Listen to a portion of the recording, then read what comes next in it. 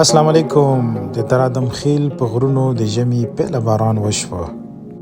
د ساړه شدت دومره ده چې انسانان څه چې ځناور یې هم راټول کړو.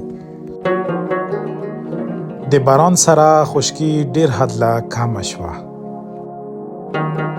که یو طرف له وګورو نو د باران سره ګرم خوراکونه خلک ډیر خوښوي.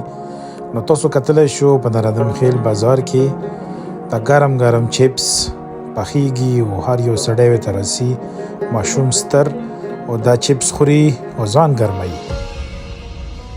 که حقیقت خبره وکړلی شي دا کلیوال رنګونه دي.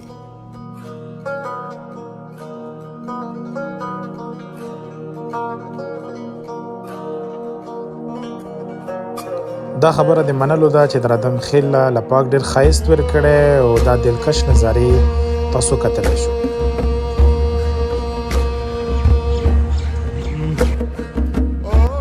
باران د هر سړی راوتی ده د خپلې خېټې په غم کې.